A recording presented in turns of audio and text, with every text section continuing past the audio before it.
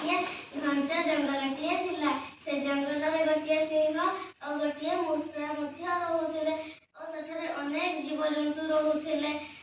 ଦିନେ ସିଂହଟି ଗୋଟିଏ ବଡ଼ ଗଛ ତଳେ ଶୋଇଥିଲା। ମୂଷାଟି ଖେଳୁ ଖେଳୁ ସିଂହ ଉପରେ ଚଢ଼ିଗଲା। ସିଂହଟି ରାଗିଗଲା ଓ କହିଲା, ମୁଁ ତୋତେ ମାରିଦେବି। ମୂଷାଟି ଡରିଗଲା ଓ କହିଲା, ମୋତେ ମାରନା, ମୁଁ ଦିନେ ନା ଦିନେ ତୁମକୁ ନିଶ୍ଚୟ ସାହାଯ୍ୟ କରିବି। ଏହା ଶୁଣି ସିଂହ ମୂଷାକୁ ଛାଡ଼ିଦେଲା। ଦିନେ ସିଂହ ଯାଉଥିଲା ବେଳେ ଶିକାରୀର ଜାଲରେ ପଡ଼ିଗଲା। ସିଂହ ଗର୍ଜନ କରିବାକୁ ଲାଗିଲା। ମୂଷାଟି ତାର ଗର୍ଜନ ଶୁଣି ସେଠାକୁ ଆସିଲା ଓ ତା ମୁନିଆ ଦାନ୍ତରେ ଟିକ୍ ଟିକ୍ କରି ଜାଲକୁ କାଟିଦେଲା। ସିଂହ ମୂଷାର ଉପକାର କରିଥିବାରୁ ମୂଷା ସିଂହର ଉପକାର କଲା। ଏହି ଗପରୁ ଆମେ ଏହା ଶିଖିଲେ ଯେ ଆମେ ଯଦି ଅନ୍ୟମାନଙ୍କୁ ସାହାଯ୍ୟ କରିବା, ଅନ୍ୟମାନେ ମଧ୍ୟ ଆମକୁ ସାହାଯ୍ୟ କରିବେ। ଗୋଟିଏ ଗାଁରେ ମା ପୁଅ ରହୁଥିଲେ। ପୁଅର ନାଁ ସୁଦାମ। ମା ମୂଳଧନ କରି ପେଟ ପୋଷୁଥିଲେ। ସୁଦାମକୁ ପାଖ ଗାଁ ସ୍କୁଲରେ ନାଁ ମଧ୍ୟ ଲେଖାଇ ଦେଉଥିଲେ। ସ୍କୁଲର ସାର୍ଙ୍କର ଜନ୍ମଦିନ ଥିଲା। ସାର୍ ସବୁ ପିଲାମାନଙ୍କୁ ପଚାରିଲେ, କାଲି ଆମ ସାର୍ଙ୍କ ଜନ୍ମଦିନ, ସମସ୍ତେ ସାର୍ଙ୍କ ପାଇଁ କ'ଣ ନେଇକି ଆସିବ? ସବୁ ପିଲାମାନେ ନାନା ପ୍ରକାରର ପିଠା ଓ ମିଠା ବିଷୟ ଆଣିବେ ବୋଲି କହିଲେ। ସୁଦାମ ତ ଗରିବ, ସେ କିଛି ନ କହି ଚୁପ୍ ହୋଇ ରହିଲା। ସାର୍ ତାକୁ ପଚାରିଲେ, ହେଲେ ସୁଦାମା, ତୁ କ'ଣ ସାର୍ଙ୍କ ପାଇଁ କିଛି ଆଣିବୁନି? ସୁଦାମା ଚୁପ୍ ହୋଇଥାଏ। ସେ କାନ୍ଦି କାନ୍ଦି ଘରକୁ ଗଲା। ତା ମା'କୁ କହିଲା, ମା, କାଲି ଆମ ସାର୍ଙ୍କ ଜନ୍ମଦିନ, ମୁଁ ସାର୍ଙ୍କ ପାଇଁ କ'ଣ ନେଇକି ଯିବି? ମା କହିଲା, ଆମ ଘରେ ତ ଖାଇବାକୁ ଚାଉଳ ଟିକେ ନାହିଁ, ତୁ କ'ଣ ନେଇକି ଯିବୁ?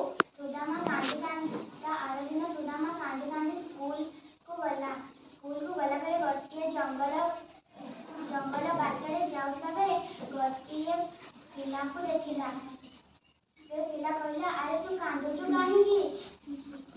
ସୁଦାମ କହିଲା କି, ଆଜି ଆମ ସାର୍ଙ୍କ ଜନ୍ମଦିନ।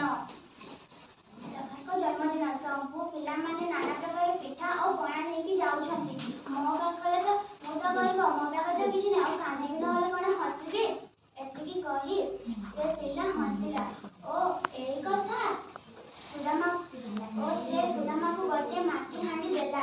ମାଟି ହାଣ୍ଡି ନେଇ ସୁଦାମା ସ୍କୁଲକୁ ଗଲା। ସ୍କୁଲରେ ତାର ମାଟି ହାଣ୍ଡି ଦେଖି ସବୁ ପିଲାମାନେ ହସିଲେ।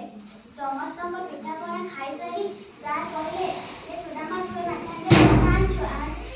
କହି ସମସ୍ତେ ସେ ମାଟି ହାଣ୍ଡିର ଦହିକୁ ଖାଇବାକୁ ଲାଗିଲେ। କିନ୍ତୁ ସେ ମାଟି ହାଣ୍ଡିର ଦହି ଯେତେ ଖାଇଲେ ବି ସରୁନଥିଲା। ସାର୍ ସୁଦାମାକୁ ପଚାରିଲା, ସୁଦାମା, ତୁ ଏ ମାଟି ହାଣ୍ଡି କୋଉଠୁ ଆଣିଲୁ? ସୁଦାମା କହିଲା, ମୁଁ ଜାଣିନି। ମୁଁ ଆସିଲା ବେଳେ ଗୋଟିଏ ଗଉଡ଼ ପିଲା ମୋତେ ଏ ମାଟି ହାଣ୍ଡି ଦେଲା। ସମସ୍ତେ ଦୌଡ଼ି ଯାଇ ଜଙ୍ଗଲ ପାଖକୁ ଗଲେ, କିନ୍ତୁ ସେଇଠି ସେ ଗଉଡ଼ ପିଲା ନଥିଲା। ସୁଦାମାକୁ ସାର୍ ପଚାରିଲେ, ଆରେ ଏଠି ତ କେହି ନାହାନ୍ତି। ସୁଦାମା ଜୋରରେ ଚିତ୍କାର କରି କହିଲା, ମିତ୍ର, ତମେ କୋଉଠି ଅଛ? କିନ୍ତୁ ସେ ଆସିଲା ନାହିଁ ଓ ସୁଦାମା କାନ୍ଦି କାନ୍ଦି ସେଇଠି ଗଡ଼ି ପକାଇଲେ। କିଛି ସମୟ ପରେ ବଂଶୀର ସୁର ଶୁଭିଲା। ସାର୍ ସୁଦାମାକୁ କୁଣ୍ଢାଇ ପକାଇଲେ ଓ ସୁଦାମା କହିଲା, ସେ କୋଉ ପିଲା ନଥିଲା, ସେ ଶ୍ରୀକୃଷ୍ଣ ଥିଲେ। ଏହିପରି ଶ୍ରୀକୃଷ୍ଣ ଓ ସୁଦାମାଙ୍କର ମିଳନ ହୋଇଥିଲା।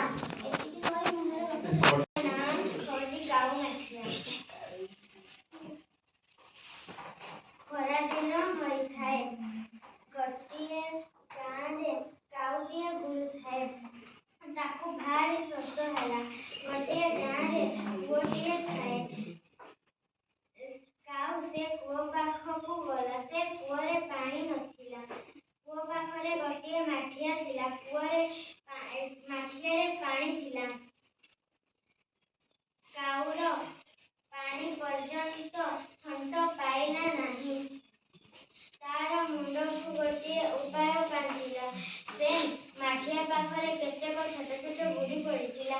କାଉ ସେ ଗୁଡ଼ିକୁ ଆଣି ମାଠିଆ ଭିତରେ ପକାଇଲା। ସେ ମାଠିଆର ପାଣି ଉପରକୁ ଉଠିଲା। କାଉ ପାଣି ପିଇ ଉଡ଼ିଗଲା।